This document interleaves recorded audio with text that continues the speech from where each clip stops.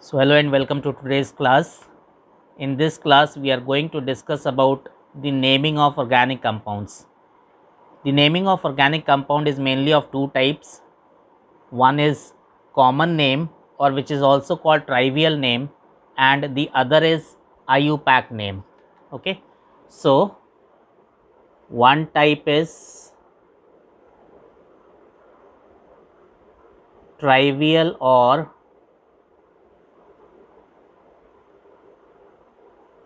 common name. Okay. So what does this trivial or common name means? See, in this system we are naming the compound from the source from which they are isolated. Okay. So the names are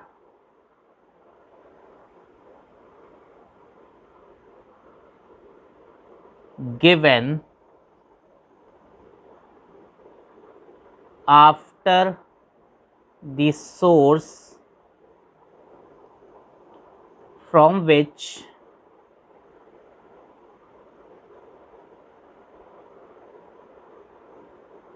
these are isolated, right? So for example, if you take acetic acid, acetic acid got its name from acetum, and in Latin acetum means vinegar. So since acetic acid is present in vinegar, so it got its name. Okay. So for example, acetic acid got its name from acetum. So in Greek, acetum means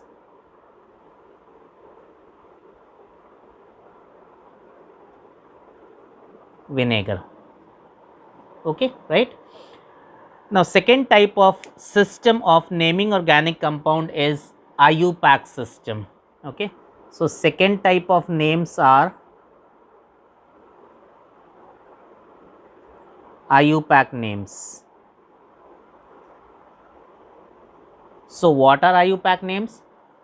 So first you should know what is IUPAC. IUPAC is the governing body which makes the rules for naming the organic compound. Okay. So this IUPAC, if we expand, we get I for international,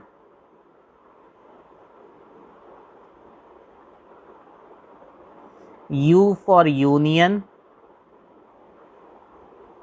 of P pure and A applied and C chemistry. Okay. So IUPAC, International Union of Pure and Applied Chemistry. Okay. It is the governing body which sets the rules for naming the organic compound. Okay. So in this system the names are based on certain rules. Okay.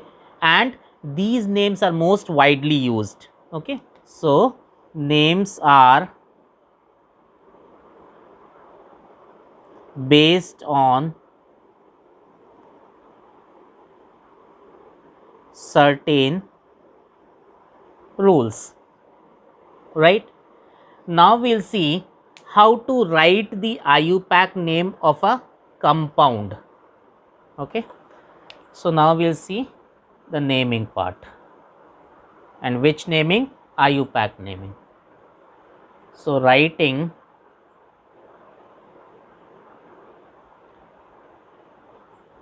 IUPAC naming of organic compound.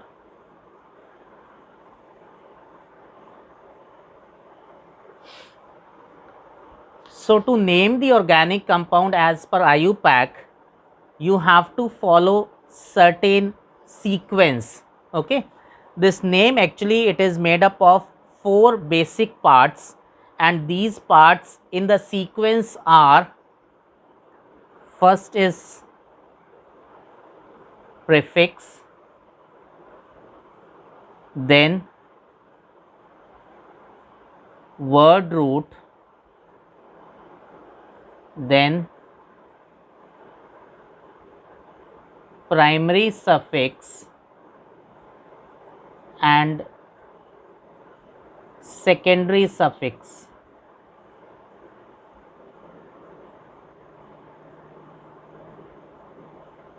Okay, now we'll see one by one what are they, right? So first is prefix. So what do you mean by prefix? Prefix means which is present before the name, right? So it is the part which appears at the beginning of the name. Okay, so it is the part which appears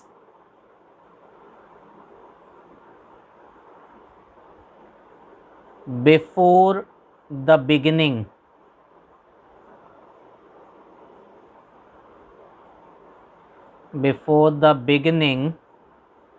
of the name, right? It is always present at the beginning. Okay, now what are the prefixes which we are going to use? So the prefixes are: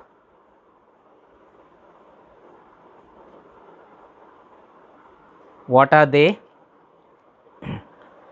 We'll be using F, and the prefix which we are going to use for F is fluoro, then Cl, chloro, Br, bromo, I, iodo, then NO2, nitro, CH3, methyl, C2H5, ethyl, and C3H7, propyl, right? So the prefixes are the one which comes before the name, okay, at the beginning, right? Now we will see what are word roots. What do you mean by word root? So it actually denotes the number of carbon atoms present in the longest chain, right? So number of carbon atoms present in the longest chain, right? So in this, up to 4 carbon atoms, special word roots are used. Okay, up to 4 carbon atoms, special word roots are used, and these word roots are: if you have 1 carbon, you will be using word root meth; for 2 carbon, eth; for 3 carbons, prop; and for 4 carbons, but. Okay, so these are special word roots. Okay, these are special word roots,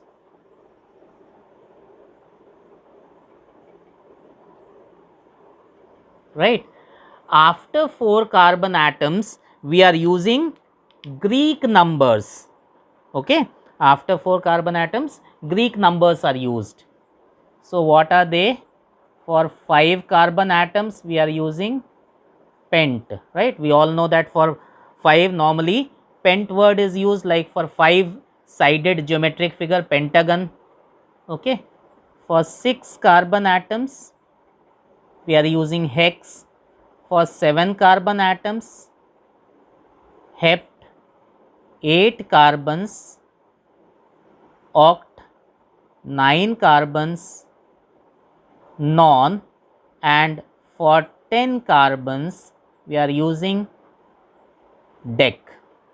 Okay. So, this is the word root. Okay. The word root represents that what are the total number of carbon atoms in the longest chain, right. Now, we have primary suffixes.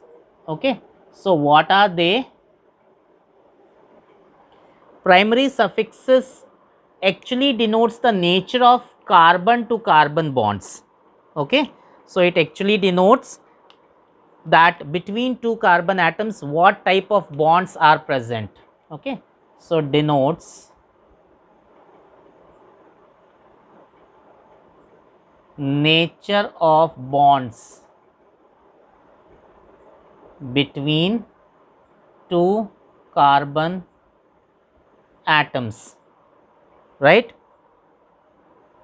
If you have single bond C, single bond C, then the suffix used is ane. If you have C double bond C, then you are using the suffix ene, and if you have C triple bond C, then the suffix used is ine, right. Now, we will see secondary suffix. What do you mean by secondary suffix? So, secondary suffix actually denotes the functional group.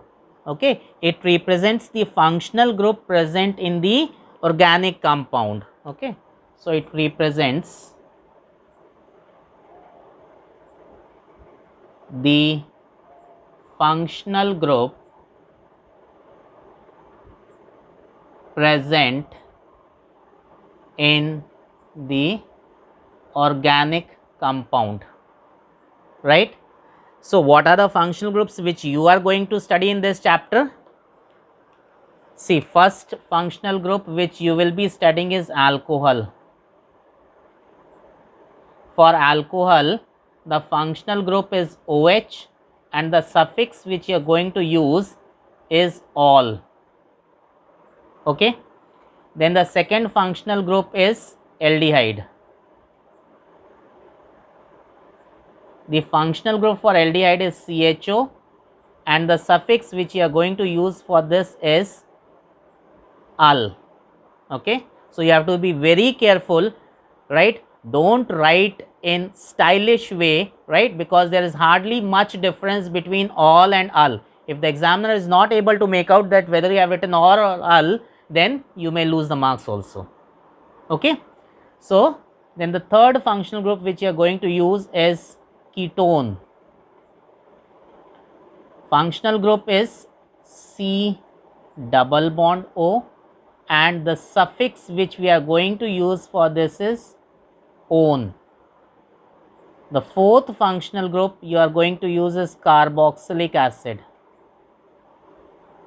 Carboxylic acid. The functional group for this is COOH and the suffix is oic acid. Okay. Fifth one is ester. The functional group is COOR and the suffix is alkyl alkane O8, right. So, this you will be using only at one or two places in the chapter, right, but these four you will be using quite frequently in the chapter, right. So, these are some of the functional groups which you will be using in 10th standard. Okay. So, now one thing you have to understand when you are writing the name of the organic compound, which name? IUPAC name. Okay. When you are writing the IUPAC name, this is optional and this is also optional, right. You may get this, you may get this, right, but these parts are compulsory parts, right. Without word root and primary suffix, you are never going to write any IUPAC name. Okay. So, I hope you have understood this concept very clearly. Still, if you have any doubt, you can ask me in the comment section and I will reply to it. Thank you very much. Do not forget to like, share and subscribe my channel. Press the bell icon to get the latest updates on upcoming videos.